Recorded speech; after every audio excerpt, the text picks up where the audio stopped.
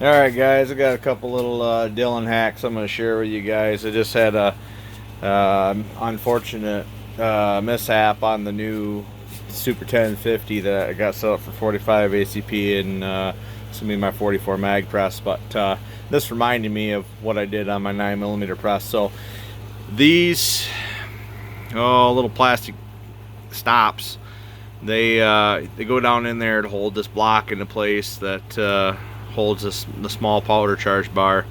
And when you really get cranking on these things, I found that no matter how many times I replace those, about every 300-400 rounds, it always seemed that these would wear out. While with the vibration, the press and stuff, the fucker would shoot out of there or shear off.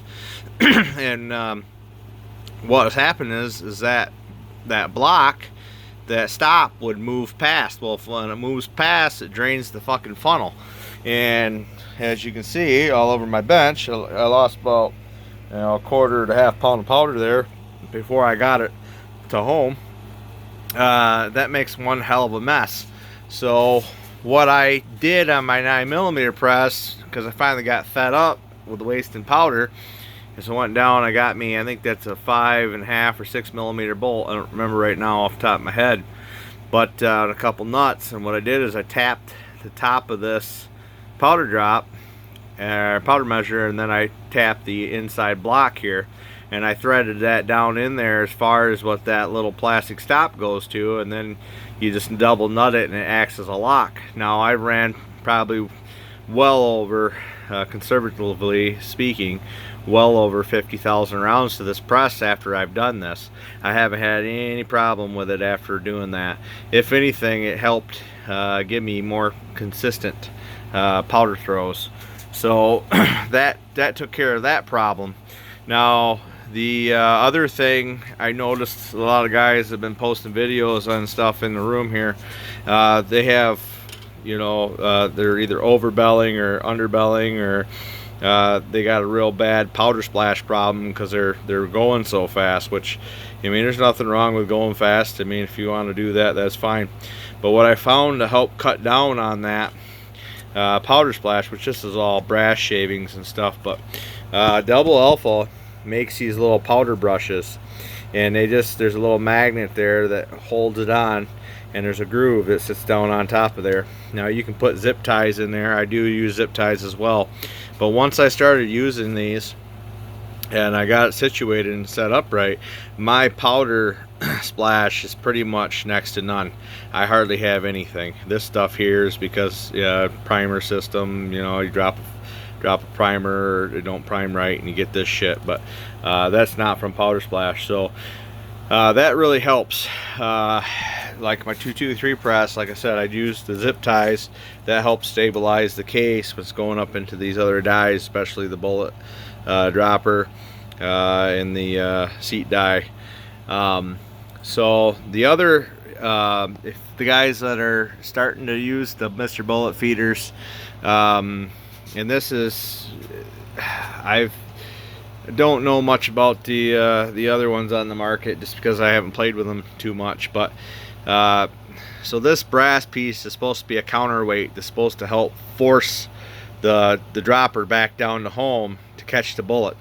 Well, what I found was on these lighter bullets, especially the 5.56 stuff, is they weren't heavy enough to come down into the tube all the time, so this dropper wouldn't return to home 100% of the time.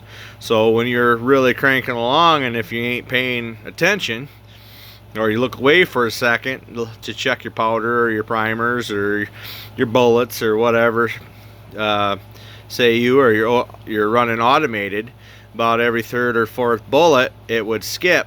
Well, then you end up with a big mess inside your freshly loaded ammo. So what I found is just using the regular hairpin that comes in the kit. I get a spring. I don't have the tension of this one right off the top of my head. I want a little stiffer on the pistol presses, but you take this spring and you come down here and you take and zip tie it. And this one here, I haven't did it yet, but my other presses, I got it run through this hole. And what that does is it keeps that from moving back and forth like this one does. It don't give me too much problem, but I'm gonna swap that around.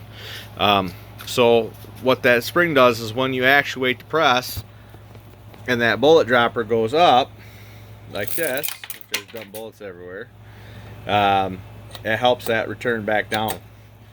So that 99.9% of the time, unless you got a bullet in there sideways or a hunk of crap or whatever, that's going to return down to home, so you're always going to have a bullet.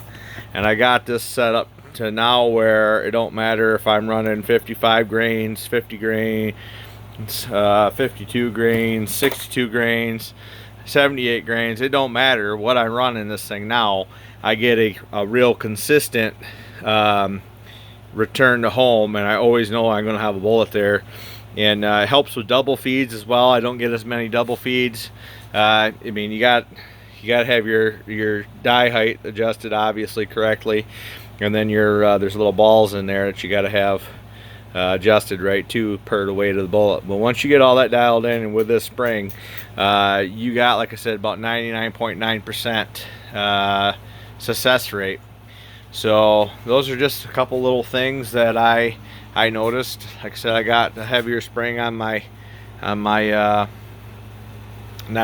press and my 45 press, and those are just some things that I've learned the hard way, so to speak. The other thing too that I like the Double Alpha offers is these little offloading funnels. They work really good for pistol rounds. I had one for the 223.